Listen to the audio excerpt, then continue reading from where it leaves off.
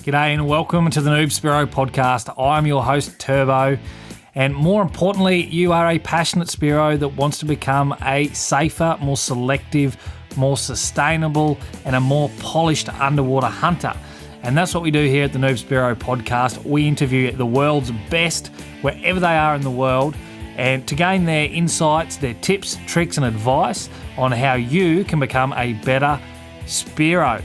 Now, today's episode is no different. We have an absolute cracker and we focus on freediving for spearfishing. And we do that by interviewing none other than Erez Beatus. Now, he's an absolute champion. Well, he actually is an ex-world champion or ex-world record holder in freediving. But more importantly, he certifies freedivers. He's a freediving instructor and he's certified many a Spearo here in Australia through his company, Apnea Australia.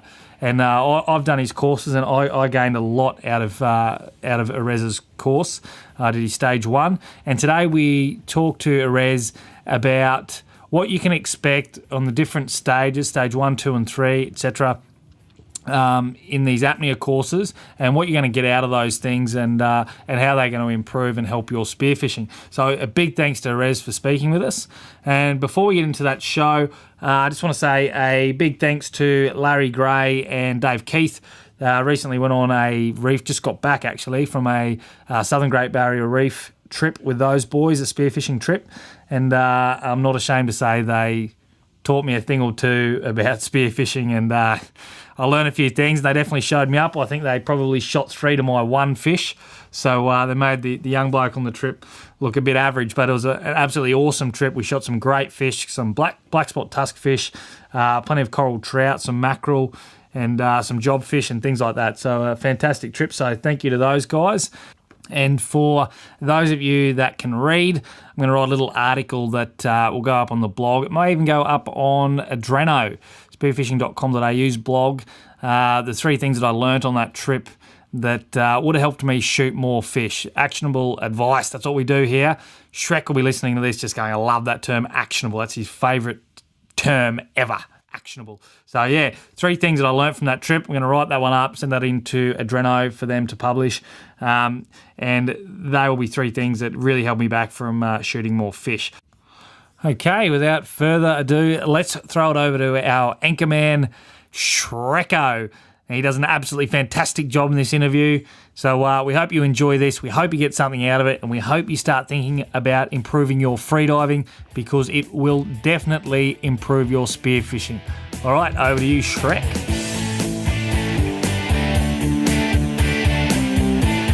G'day guys, thanks for joining us on the Spearo podcast today. You're joining Turbo and I in studio, along with our partner Spearfishing.com.au, who have helped us bring this show to you today. Now you can use the code Spearo at checkout at Spearfishing.com.au to save $20 on all purchases over $200. That goes along with competitive shipping rates worldwide. You can also visit Adreno in their physical stores at Melbourne, Sydney or Brisbane, and just check out a huge range of spearfishing equipment. So shop with our sponsor Spearfishing.com.au and support the Spearo podcast. G'day guys, welcome to today's Spearo podcast. Today we are chatting with Erez Beatus from Apnea Australia. Did I say your name right for a start, Erez? Yeah, close enough. The Erez was good. It's Beatus, but it's close enough. Beatus, okay. No worries. It's Israeli, isn't it? Yeah, it is Israeli. Yeah, right. So you hail from Israel. Can you just sort of fill our listeners in a bit on some of your background? Well, yeah, as you said, I grew up in Israel. I started spearfishing when I was like 8 in really, really shallow water with a tiny pneumatic just off the rocks, trying to catch some fish with my brother. Then I did my scuba ticket, but I always sort of went back to freediving. Not that there was any freediving in Israel or that I knew what freediving was, but I just loved holding my breath. Then when I was 18, I sort of got stuck with deep freediving, and I found that I could dive a little bit deeper than other people. But I got stuck at around 20 meters. And then after my military service, when I was 21 and I started working as a scuba instructor, I sort of decided I want to pursue this thing a little bit further. So I did a one-day introduction course with a guy in Israel and learned a lot. by that and sort of went around 25 or 27 meters and decided I want to do that like on a more full-time basis. So we started training, and then we had the chance to sort of train and dive with a couple of good free divers like Pippin from Cuba, and did an instructor's course with him, and then established the Israeli freediving team. Led them to 6 World Championships, I think, something like that. Wow. Held the world record for a while for depth. Taught a lot of free diving. Moved to Australia in 2005. I'm a hydrotherapist by profession, so I worked in hospitals for a living for a few years. Oh, okay. As well when I was in Israel. And what does hydrotherapy involve? Well, hydrotherapy basically is rehabilitation in water. Yep. So if you go to the hydro pools in Australia and you have usually shallow water, shallow pools which are heated to around 32, 33 degrees, and people do physio in the pools. So in Israel and around the world, there's actually a profession called hydrotherapy. So I worked with head injuries and decompression and infants and babies and back injuries, and you just work on mobility and stability of joints and pain relief and breathing related things that you can use water to basically to treat. Wow. Yeah, very interesting. Yeah, very interesting. Okay, so I think you said 2005 you moved to Australia. Yeah.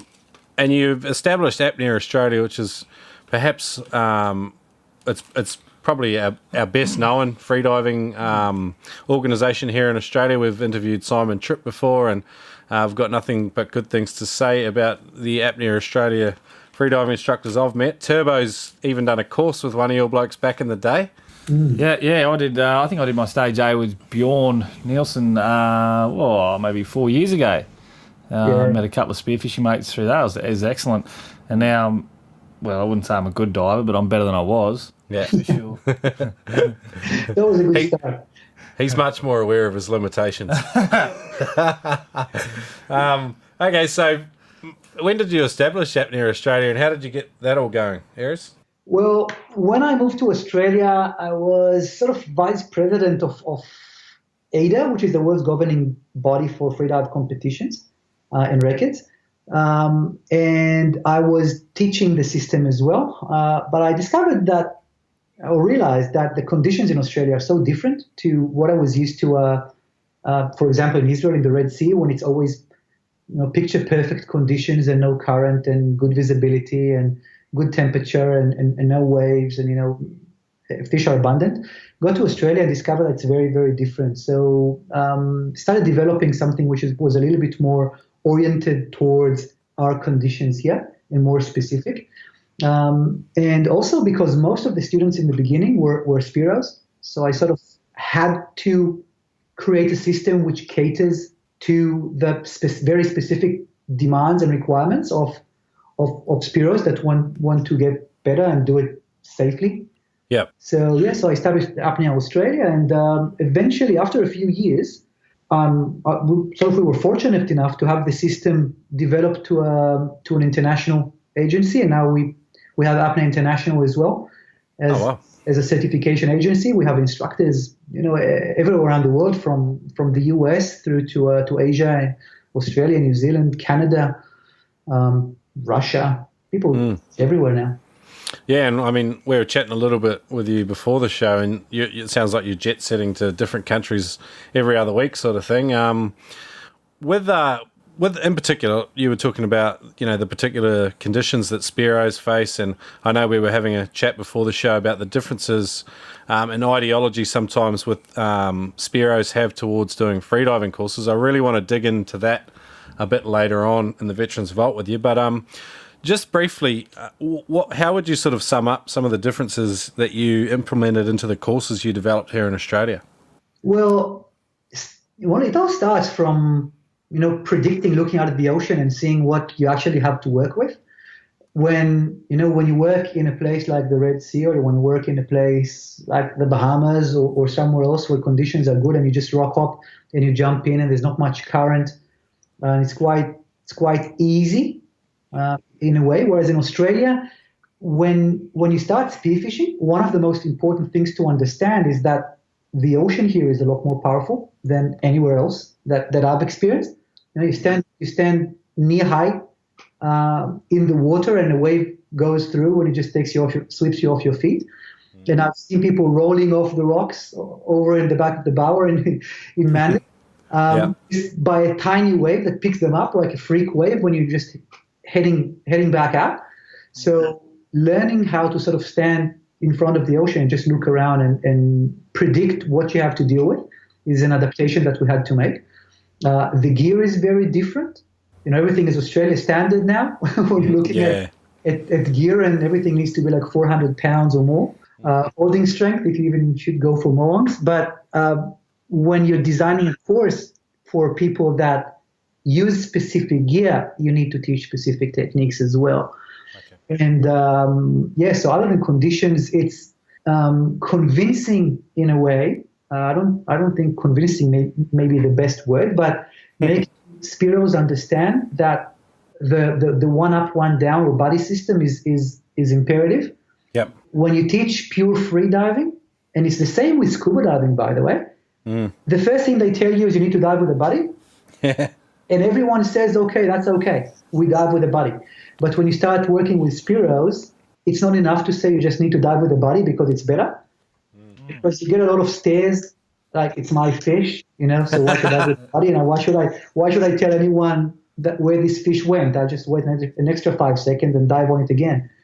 So we had to make a lot of adaptations and trying to think about the reasons why, for example, diving with a buddy or diving in a specific sequence or constructing a session a certain way will be applicable and important enough for Spearos as well as for recreational freedivers. Oh, yeah. We've had some horrific stories here on the show of, blackouts, like the worst case scenarios, and we've also heard some of the best case scenarios where guys have rescued their mates. And that's the really extreme side of things. But then there's, the more relaxed side of buddy diving where, it's more working as a team and you secure more fish and have more fun at the end of the day. But it is there is a real lone wolf sort of mode to spearfishing that a lot of guys have trouble shaking. So I can see some of the challenges there from an education point of view for sure. Look, if we can back up for a sec, Erez, sure. Right back to when you sort of started spearfishing in the Red Sea there, can you remember what obstacles you faced when you were starting out and how did you overcome them?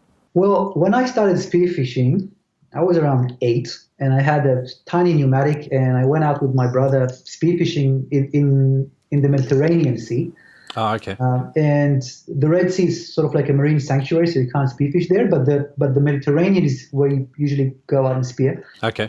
The main challenges that I had was lack of education. So I didn't really know what I was supposed to do. Even when I went spearfishing with my brother, you end up finding yourself on two sides of it. And we usually went hunting for fish that are, it's called cernia in Italy, sort of like a black cod. Yep. Or like a trout, and they always stay in caves. So you end up finding yourself two people staring at each other from both sides of the cave, pointing guns at each other. So that's the first thing that we sort of discovered.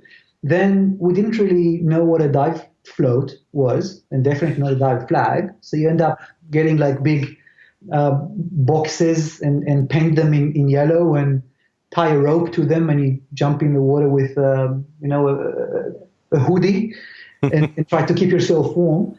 Yeah. So a lot of technical issues when I started spearfishing. Then managing to go a little bit deeper because as you sort of went a bit deeper, you saw more fish because everyone would hit the shallows. So finding techniques that will help me stay down longer or be more comfortable. But I think it really developed me as a conscious free diver and a conscious Spearo. Because you find yourself doing stuff which is not necessarily the best thing to do. You find yourself stuck in a fishing net, and there's no one there with you. Oh, so it's the last time you actually go out diving on your own. Yeah, yeah. That sounds like a significant near miss. What happened there? Have you got the story? Well, I went spearfishing in really relatively shallow water. I would say around 4 or 5 meters. And in Israel, there's plenty of people fishing with nets, and sometimes the nets get stuck on the reef. So they just cut them loose and they go. And then you swim down and you lie on the reef and wait for the fish, and you don't really see the net. And then you shoot a fish, and the fish swims, and he actually swims into this net. So what happened was the fish swam into a net. I tried to untangle the fish, and I got tangled myself. My head got tangled in a net. And I was like, okay, that's interesting. So I had to take my mask off and my snorkel off, and by then my gun was tangled and my arms were tangled. I ended up okay, and I got up to the surface, and I was fine. But after that dive, I said, okay, I need to make sure I have a knife with me, and I need to make sure I have a buddy with me, and I need to make sure that I look around when I go diving, because I know there's nets around, so I might decide maybe not to dive in this particular spot or shoot fish next to fishing nets. Yeah, that's a perfect example of a scary situation where you had some really crucial takeaways from it, because you survived, number one. And it's a section we do quite often in the show, because a lot of guys have had these kind of, really scary situations, and they've learned a hell of a lot out of it. And I think there's a lot of takeaways for the rest of us as well. I mean, here in Australia, we're not dealing with stray fishing nets very often, but quite often one of the spots Turbo and I dive, there's fishing line everywhere, and it's quite easy to get entangled in it. And so some guys even go so far as wearing 2 knives, one sort of on their weight belt and another one on their arm or their leg. And so that's pretty cool. Awesome. I do that.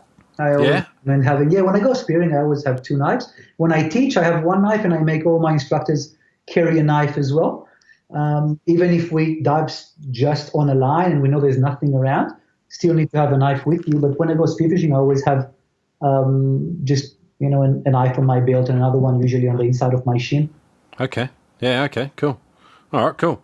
All right. Next part of the show is called Memorable Fish Story, and again, we were chatting before the show, and I think your ethics with spearfishing have changed over the years, but over all of your sort of experience in the water, have you got one fish that really sort of stands out for you, Erez? One fish that stands out. Well, it wasn't that heroic, though. We were sort of... I was heading back from a course up in Forster, Tankari, and we sort of were driving down with a mate and jumped in the water over in Sea Rocks, just off the rocks there of Birchhead Island, and there were plenty of kings around, so we're sort of waiting for the kingies to get closer, and then a school of yellowfin tuna just went past. Oh wow! So just sort of like from the surface, I dived down and got a nice 15-kilo yellowfin off the rocks. So that was a fun story, just to send Ted from Fathom Diving this shot. Yeah. Wow. And he was like, man, I was like, I'd swap you with my big doggies if I could get a nice yellowfin off the rocks. But yeah, that was a memorable, fish. I liked it because it was it was a good shot. The fish didn't really fight much, and it was it didn't really suffer much. So for me, it was a good sashimi. And a super rare sort of experience to get them off the rocks like that as well. That'd be pretty cool. Sure.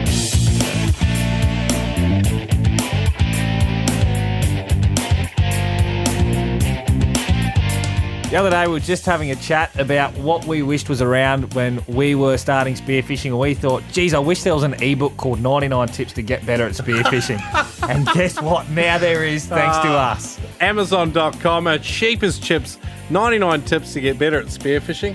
Written by yours truly, Turbo and the Shrekinator. It's actionable information from more than 40 interviews with spearfishing experts from around the world. It's absolutely jam-packed with tips. Now, every tip is not just a single tip.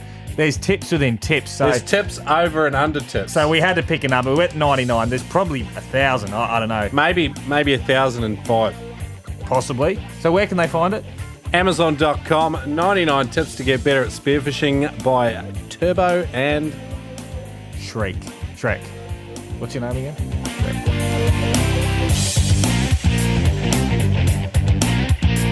Guys, Spearing Magazine have joined the Noob Spearo podcast to bring this episode to you today. Now, Spearing Magazine they're the best spearfishing magazine in the world. I'm saying it. Turbo said it. Now you know it. And if you head over to Spearing Magazine, you can check out the team. They've got Jeremy Gamble, John Paul Castro, Sky Bailey, Christopher Landers. You have a look. There's some fantastic people they've got on staff, and that's why they produce the world's best spearfishing magazine. The photography is just popping. The stories are awesome. Turbo's been rejected several times, and that's how you know it's top quality. So head over to spearingmagazine.com. You can buy it. You can buy it at your local retailer in the US, or you can even get the digital subscription online. Spearingmagazine.com.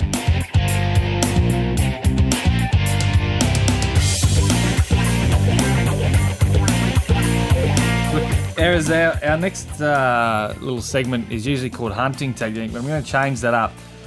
What's your favourite freediving? What's your favourite hunting technique, and how has your freediving training improved that hunting technique? Well, it probably won't be that much of a tip or revelation for probably most of you guys, but. Again, the same fish that we used to shoot in Israel. In Israel, some people go spearfishing with tanks, sort of like in WA. But it's not legal in Israel. People still do that. But what happens is that the fish become really, really wary of Spearos, and they always, as soon as they see you, they swim away. So what I found myself one day doing is just lie on instead of trying to chase the fish, you just lay on the bottom behind the rock and say, I'll just do some static on the bottom just for fun, because fish are too far, so I won't get them. There's no way. So I just do some static. So I closed my eyes for a few seconds once I got to the bottom, and I didn't even think about spearfishing. 10 seconds later, I opened my eyes because I felt something is different. I opened my eyes and the fish were just sitting on my spear gun, literally on my spear gun. So it really spooked me and it spooked the fish. So I tried again the next dive, and it really worked. So the technique that I still teach now on courses, and it does work in most cases because fish are a lot more inquisitive than we are. They can see us before we can see them. So instead of trying to chase the fish, what I always do, I lie on the bottom, I dive down straight to the bottom behind the reef, and I close my eyes for a few seconds. And I don't focus on hunting. I don't focus on anything.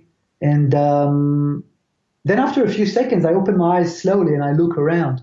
And even if I see the fish getting closer, I will not just lift up the gun and aim and try and fire. I will look down again and then slowly lift my gun and point it to the general direction I want to shoot. And the last thing I want to do is then slowly open my eyes and shift my gaze to that direction while sort of composing the shot in a way.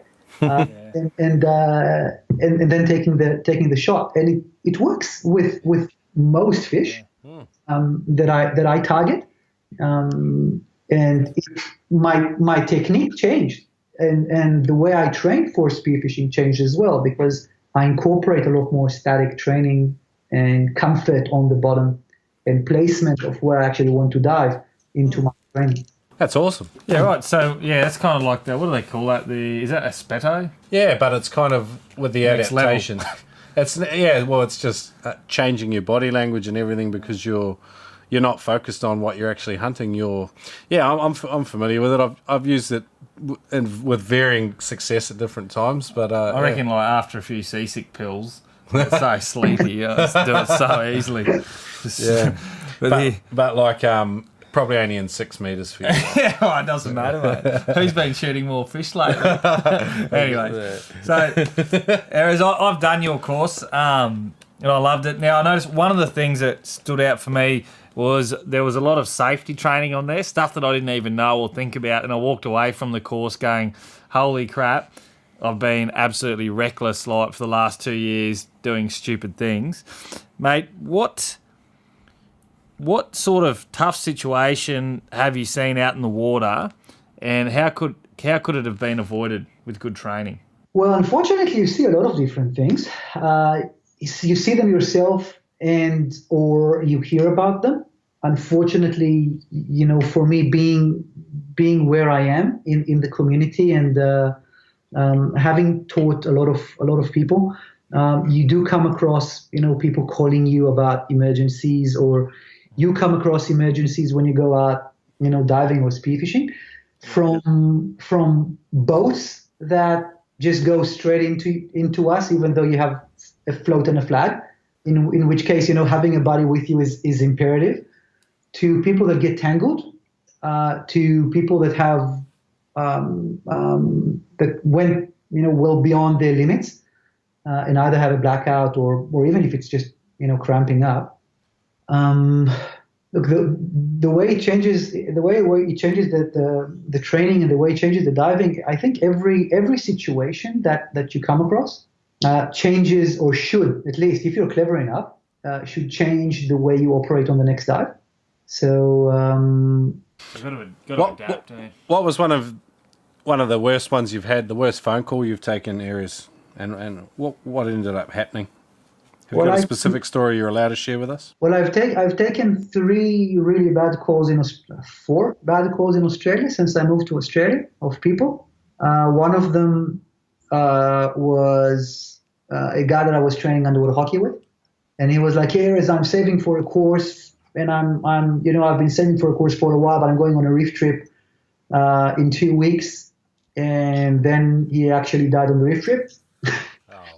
That was a really bad call. And then a very, very good close friend, and maybe this may be a good example, okay, that none of us is immune. I ran an instructor's course a few years ago in Brizzy. And one of the guys in the course was very, very focused on spearfishing. And he was just about to open, a spearfishing-oriented center and try to educate Spearos, and he was into deeper spearfishing, and he was very, very safety conscious and very focused and everything. 10 days after the course, when the night after I was marking his final exam, I got a call from his wife that he's missing over in Moreton Island, and they found him after about an hour and a half or an hour. And they were spearfishing in teams, and they were everything they did was okay. Yeah. And they were diving on a mermaid line. There was a bit of a current. They decided to move to a different spot, and when they decided to move, everyone went on the boat, and he stayed in the water, and he said, "I have one more dive to do because I think I saw a fish or something." And he never came back. So, and he was a easy 45, 50 meter diver. Top bloke, absolutely amazing Spearo. And this one last dive that we always say, it's okay, we'll just stay in the water, and we'll let everyone organize themselves on the boat. I'll do one more dive, and then get muzzled on the bottom at 24 meters, and you don't let go of the gun. It's saying it's a shame doesn't even begin to explain. Yeah, that would have been heartbreaking for you, man. Yeah. Wow. Yeah. Pretty much. I almost stopped teaching after that. Yeah. Wow. I went to the funeral and I sat there and I told guys, listen, I'm done. I just can't do that anymore. And then one of the guys said, listen, it's enough that you save one person, with the talks that you give and the courses that you run. Then, it's you've done your part. Yeah. And this is what I try and think about when something bad happens. Unfortunately, things do happen every now and then. They do. And thanks for sharing the story with us. And it's every time we hear a story like this, it's kind of it makes us think a lot. And I hope it does the same for our listeners, and everyone sort of reflects a bit more on their own diving practice. Because, I mean, like you just said, that guy, he was a 45, 50 metre diver, very competent, and it can happen to anyone. So, cool. All right, Erez, let's move on. Let's move on to the next part of the show. Because thankfully you still are teaching. So in the Veterans Vault section, would like to chat with you a little bit about about freediving, what the various courses around sort of offer for Spearos.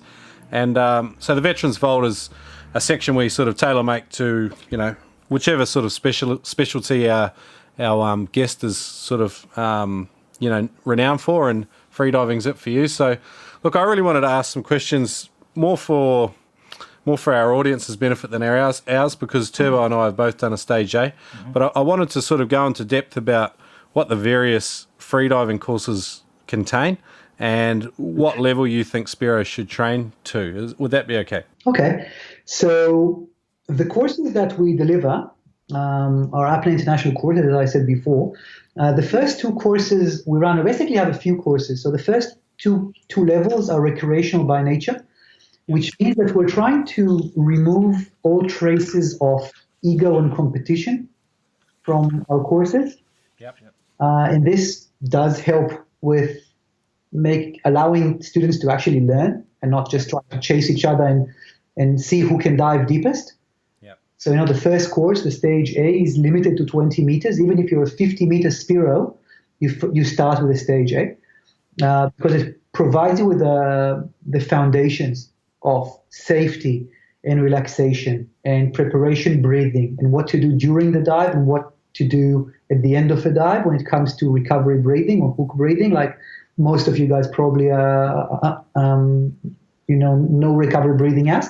We talk about equalization technique. We talk about the dive response a little bit, and some dealing with emergencies. And obviously, if spear fishermen do the course, then we focus more on emergencies that are more applicable to Spearos. If you have photographers that are doing the course, we focus more on emergencies that may relate more to spear fishermen. Yeah. Then you have the practical component of the course, which includes pool sessions. Okay. Where we improve our breath hold, what we call static apnea, and then dynamic, which is swimming underwater.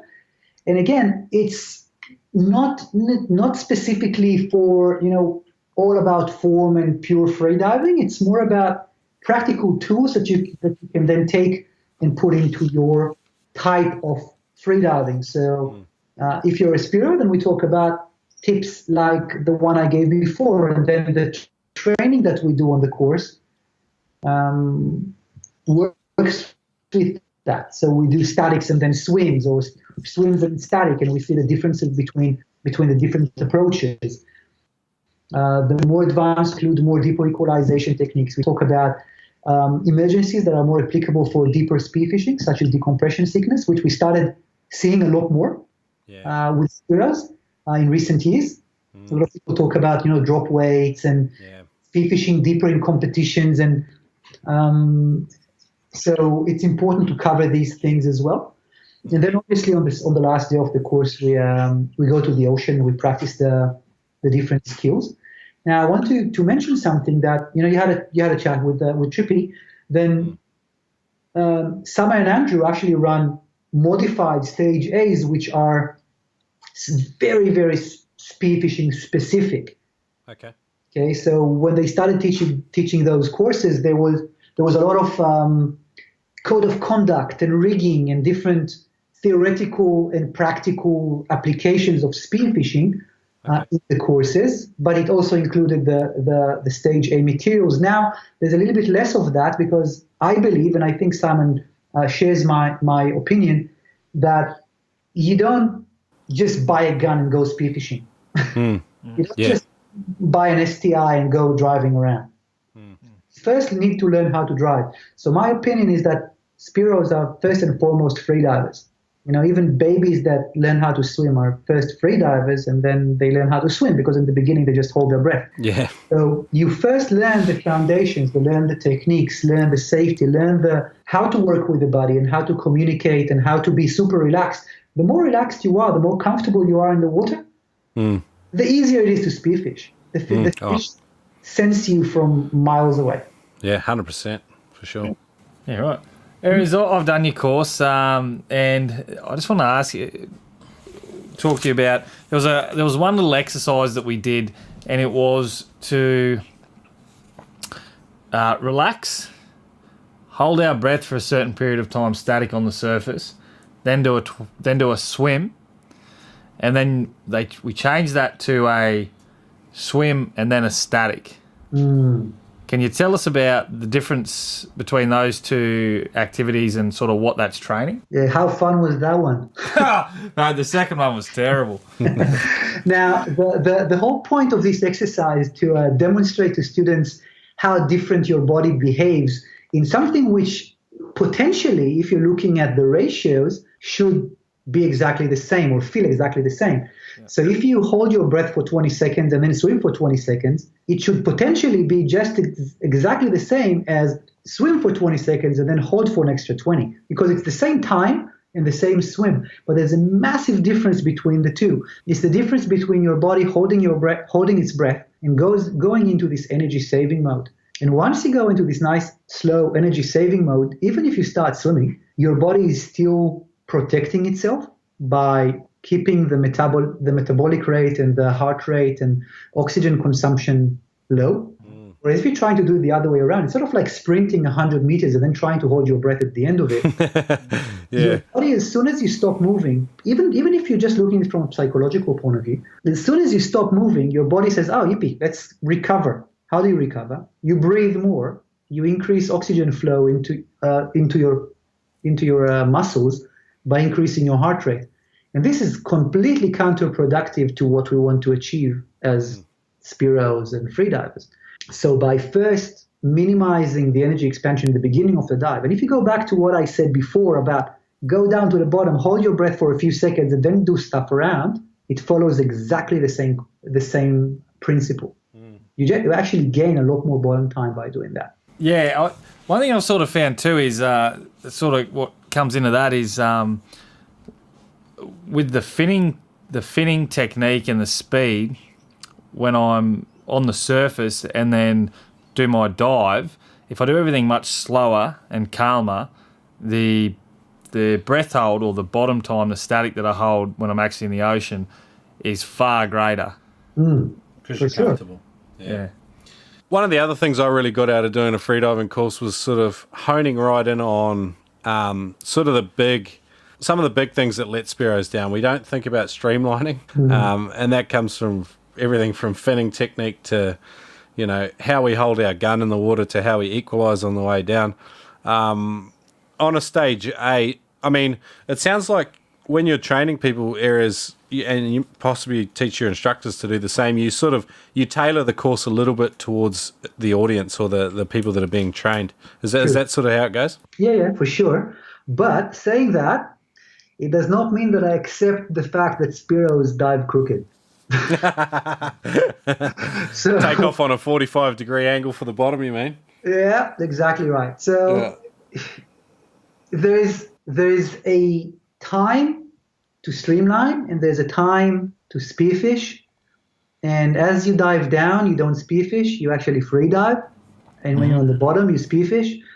And it's a big sort of distinction that I put. So obviously, every student is different and every student requires something different.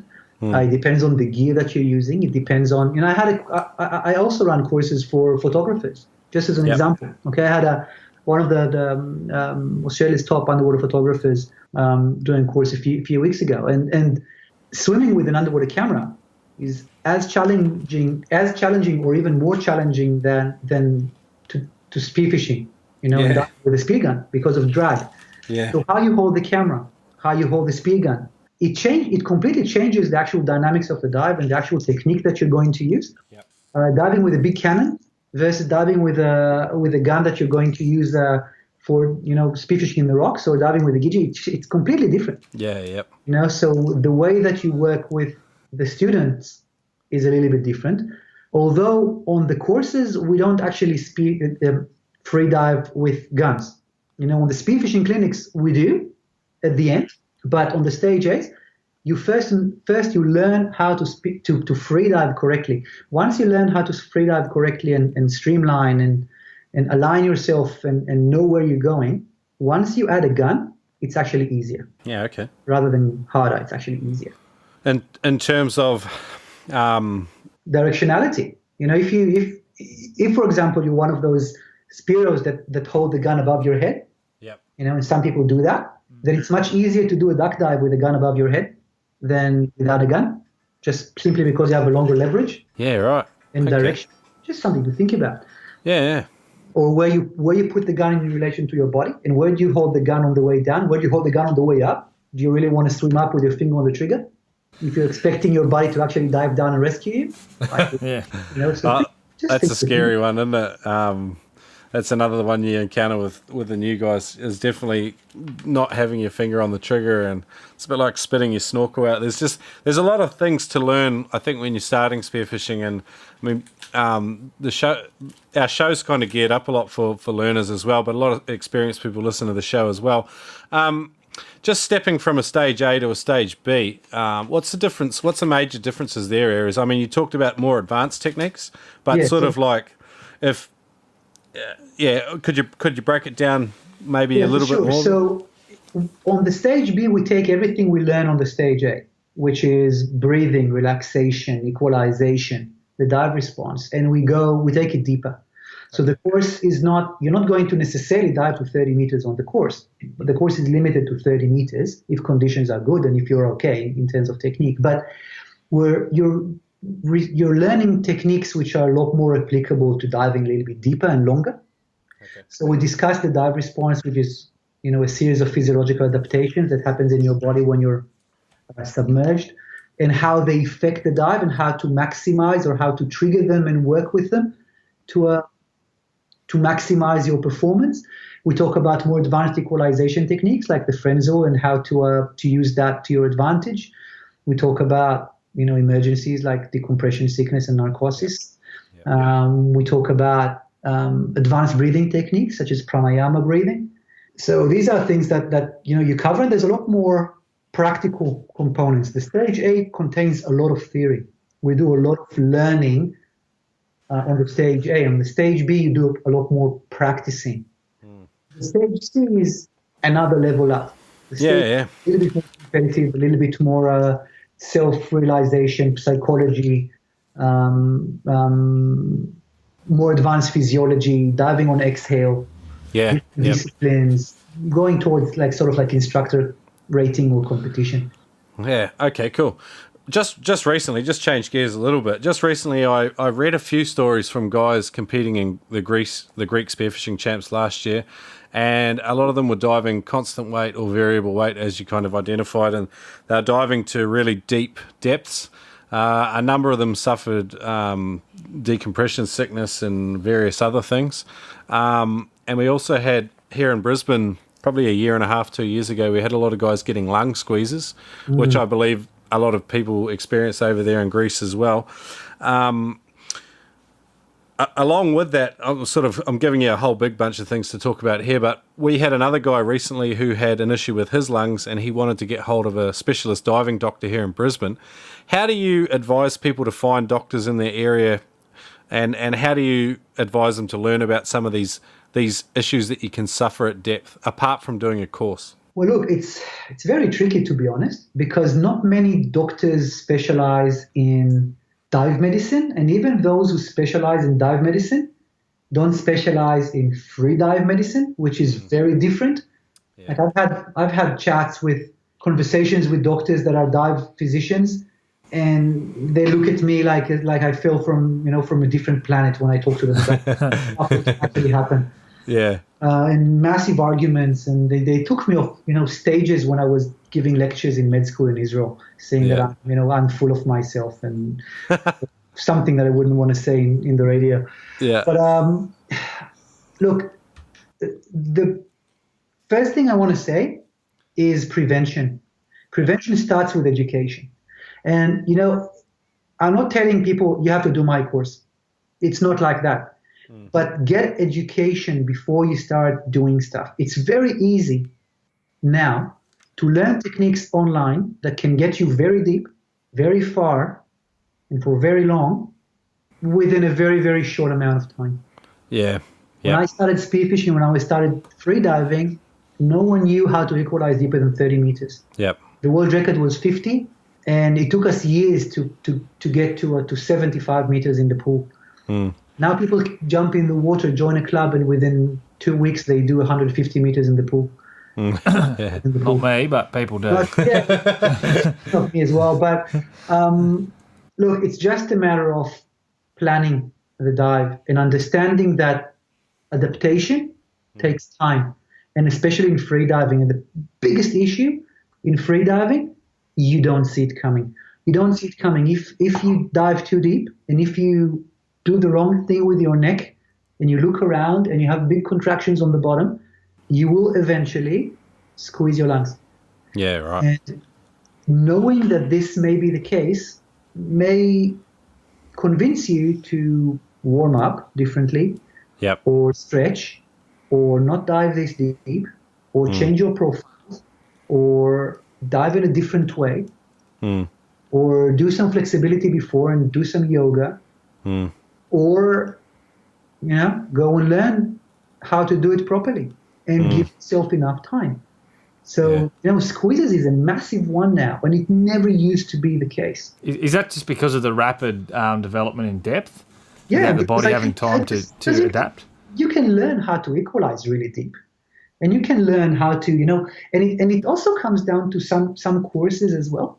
When people during a course put a lot more emphasis on trying to achieve the maximum breath hold, and all you can see at the end of the course is photos of people with stopwatches.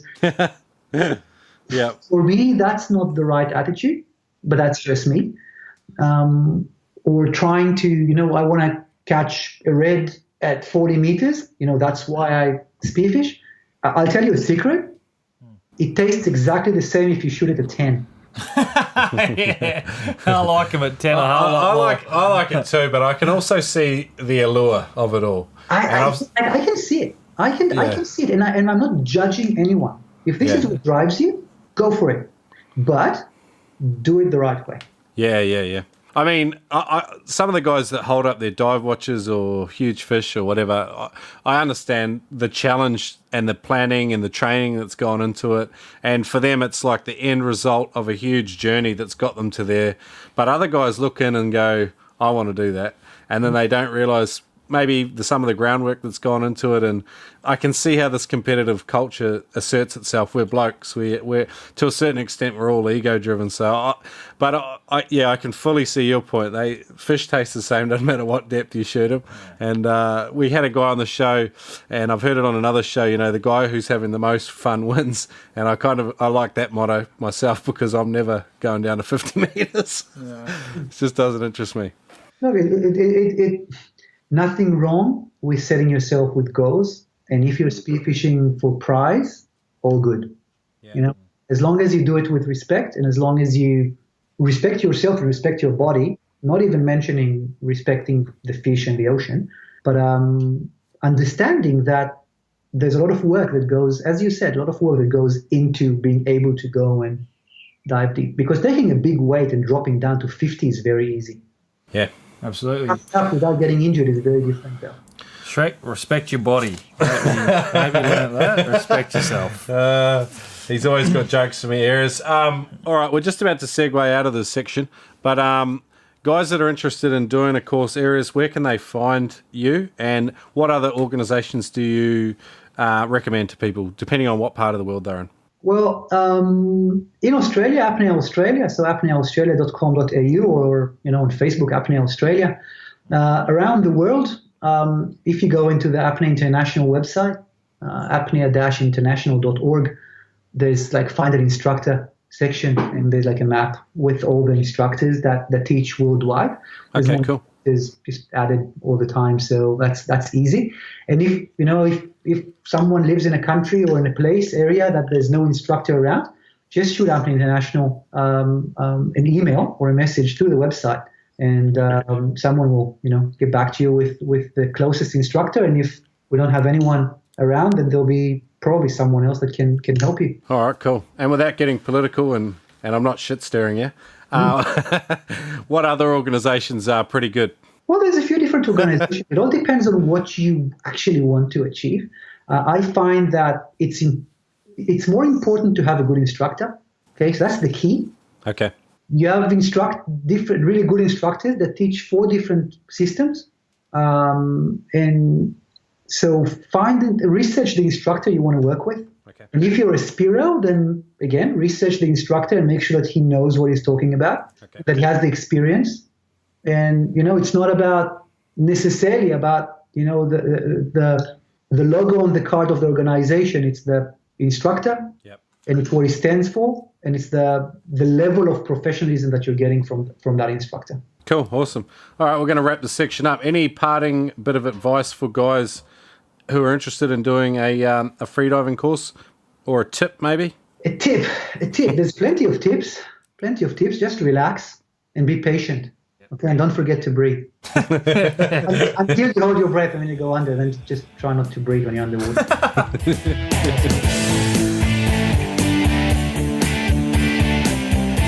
G'day guys, if you're new to spearfishing, I highly recommend listening to our episode Freediving for Spearfishing with Pete Ryder. Pete is an entrepreneur and an excellent freedive instructor, and he has come up with two great courses, the 10-metre freedive and the 5-minute freediver. I've used the 5-minute freediver to increase my bottom time, found it incredibly useful for my trip to the Coral Sea, and I cannot recommend it highly enough. His other course, the 10-metre freediver, is a great resource for those just starting out that literally want to get to 10 metres, and this course will help you learn proper breathing technique and some of the safety aspects associated with freediving. Use the code Spearo to save 20% on all of Pete's courses. He's put together this deal just for listeners of the show. That's at howtofreedive.com. Use the code Spearo. Guys, spearfishing is all about self-improvement. It's about practice, time in the water and getting better, holding your breath longer. But you know what? Sometimes you can buy a piece of equipment that really lifts your game, and that is a good set of fins.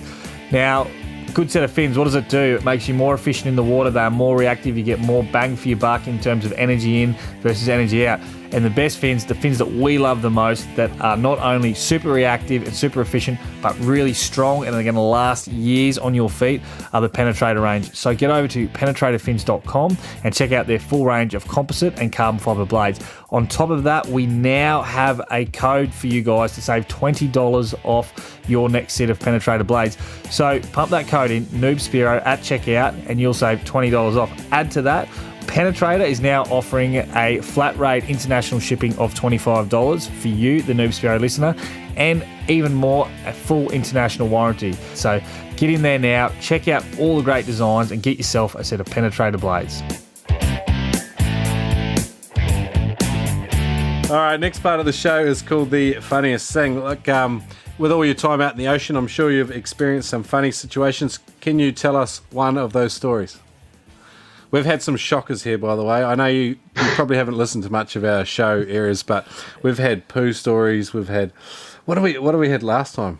Oh, we had humped by a turtle. We've had some good ones. Wow, I'm not sure I can top that one. You don't have to top it, but what's a really funny experience that you've had out on the water? And Funny experience. I can tell you one from one of your instructors, actually, when I did your course. Okay. All right, go for it. Yeah, so I'm going to dob Bjorn in here. So Bjorn actually had this really nice it was a Rob Allen wetsuit top. And one of the guys on the course had some lube. You know, you've got to put these things on with a bit of lube. And he says, has anyone got any lube? I've got my lube. And the guy said, yeah, I've got some lube. So he squirted this stuff in, thinking it was like shampoo or something like that, like the regular stuff that everyone uses. But I think what he'd actually done is used an oil, like an olive oil and a water, and it separated. So obviously when he tipped the bottle up, the oil went to the top, the water went to the bottom, and he squirted water in this suit, which has done nothing. And so Bjorn's going to pull this new suit on his arm and just tore the whole arm off it. And he was not impressed. Poor bugger. Well, this happens a lot. I did the same with my competition wetsuit. Take it off at the end of the competition, and I'm left with the hood on, but the rest of it looks very interesting in the moment.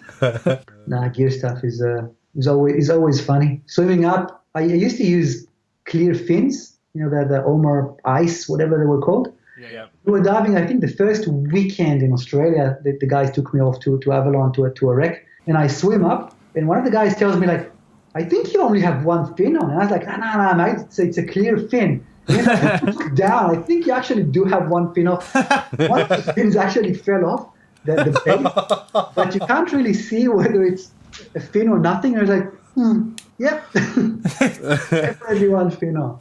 Our buddy over at Penetrator Fins is doing some clears now. They look phenomenal. Yeah, they're a cool looking fin. It's cool looking through them and just seeing nothing. I like them. All right, that brings us neatly into our next section of the show, dive bag. So head to toe, Erez, when you're heading out spearfishing, which doesn't sound too often these days. What's in your dive bag? Head to toe, what are you sort of using? Gear wise, brands. Yeah, brands is fine. What do you like?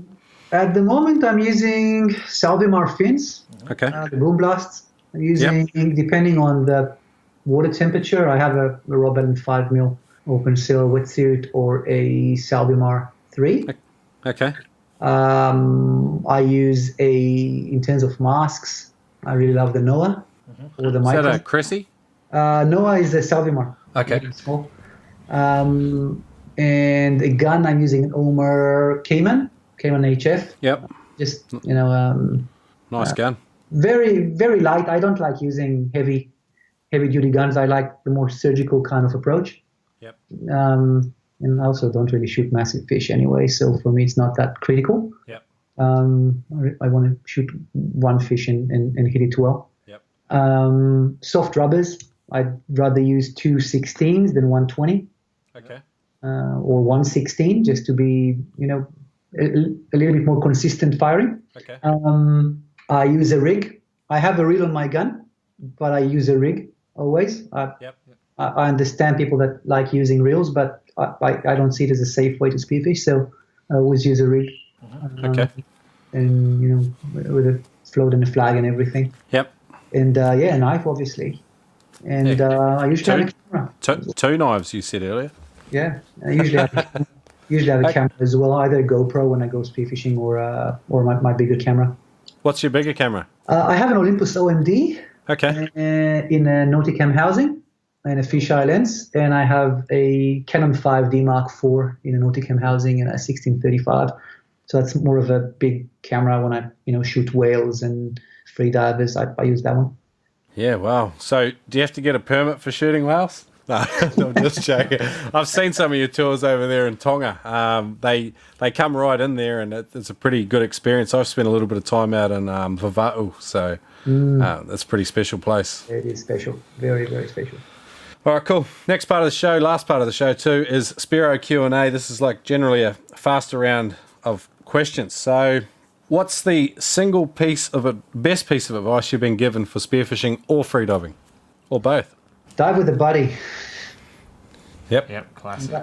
Definitely the most important. And to tell the truth, when I started freediving, like more of a professionally freediving and teaching freediving, I would not be caught dead diving alone, but I would still go spearfishing on my own. Because it was different. Yeah. No, it's not freediving. It's not as dangerous as freediving. But then I sort of woke up one morning and I said, who the hell are you kidding? It's a lot more complicated spearfishing and freediving. So best piece of advice, dive with a buddy. Okay, cool. You'll enjoy it more and yeah. Awesome. All right, who's been the most influential person or people in your spearfishing and why?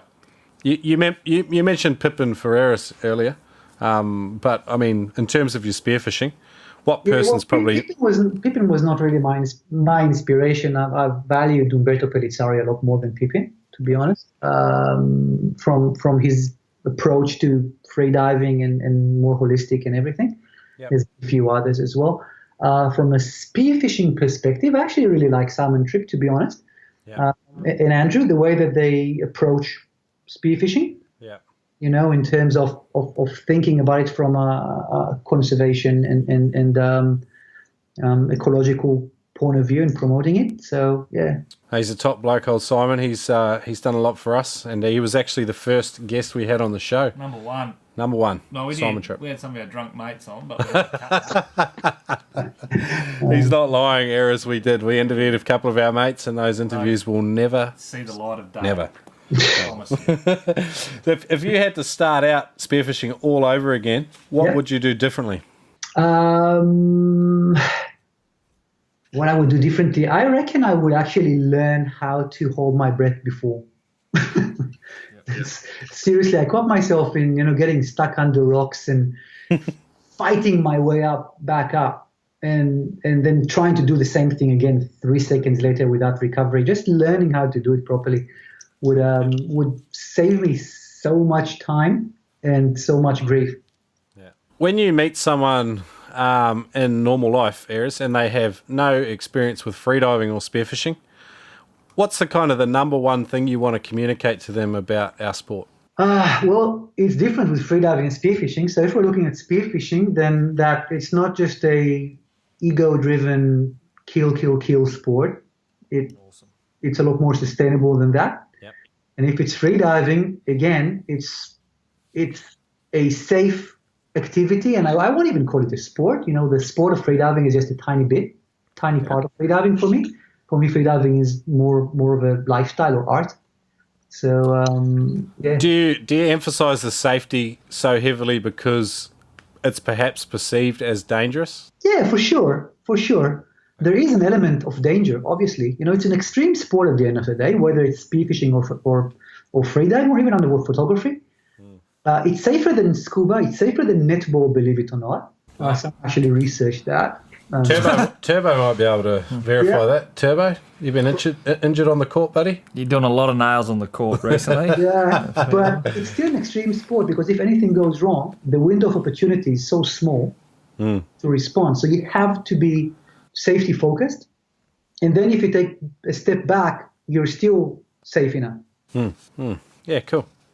All right. Have you got any parting piece of advice for our audience, Erez? Well, I think we're going to wrap this one up. Well, I think you're doing an awesome job, guys. I think it's a really, really, really, really important task that you took up, and trying to spread the love and spread the word, and educating people in techniques and helping each other. After all, at the end of the day, it's a community, and being a part of a community is always good. Yeah. No, thanks for that, Erez. That's really nice. And look, where can people find you? Are you on social media? I am on social media. Just look up Erez Beatus, or you can find me through Apnea Australia as well. We're gonna have to remember that Erez Beatus. I've been saying it wrong for probably 3 years. Beatus. Yeah, I've been saying Beatus. Like you're an egg or something. Be like, Sorry about that. like Wayne Judge and call me Erez. Judge, you love that. That's good. It's been an absolute pleasure to have you on here, Erez. I'll link up some of your social profiles in your show notes, and I'll also link up Apnea Australia and Apnea International as well. So, cool. Look, thanks for joining us today. Yeah, thanks for having me, guys. Awesome. All right, Thanks, Erez. Catch you, man. See you guys.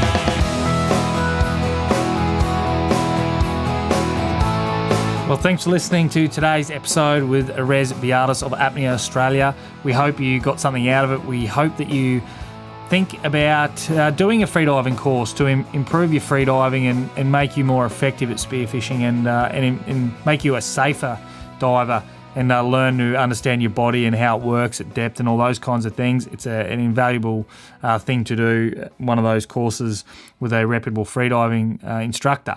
So a big thank you to Erez for coming on the show. Now, next fortnight's show is a really, really funny one. We interview Jim Russell from California. Now, he's an absolute character, and if you follow him on social media, you'll see that he has an absolute ton of fun spearfishing over there in California. And he tells us all about the conditions and what you can expect in California, species-wise, weather conditions, time of year, all that stuff. He gives us a real local's insight into what to expect in his part of the world. And I think this is an absolutely invaluable episode for somebody who's in that area and wants to start or is sort of just learning their way over there. And this is a great episode. And it's not just informative, but Jim is an absolute character. And it's just a really, really funny and entertaining episode. And we're sure you're going to love it. Now, if you want to support us here at the Spearo podcast, please get online, interact with us on social media. Maybe tell us what you want to hear or who you want to hear from in the future. We love that kind of stuff. And leave us a review on iTunes or just anywhere. Leave us some sort of positive review. We'd love that. Anything positive is good. And that just it helps keep us going. It helps us rank better and helps other Spearos find us. But a big thank you to Erez and a big thank you to you for listening, tuning in and downloading the Noob Spearo podcast. We couldn't do it without you. And until next fortnight, dive safe and never dive alone.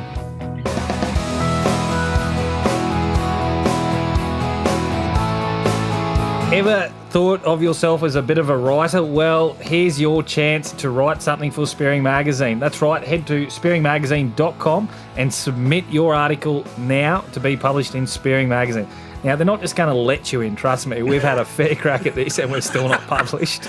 But if you're better than us, you'll get in Spearing Magazine. So get on over to spearingmagazine.com and submit your article. Yeah, Spearing Magazine runs on high-quality contributions from Spearos just like you. They've had stories from every corner of the globe. Get on spearingmagazine.com. G'day guys, thanks for listening today and joining Turbo and I in studio with another great guest. Now, today's show was proudly brought to you in partnership with spearfishing.com.au. Adreno have also put together a code for listeners of the Noob Spearo podcast where they can save $20 on all purchases over $200. That's right, punch in the code Noob Spearo when you buy your next spear gun or wetsuit at spearfishing.com.au and save yourself $20. It's a no-brainer. Shop with our sponsors Adreno at spearfishing.com.au and support the Noob Spearo podcast.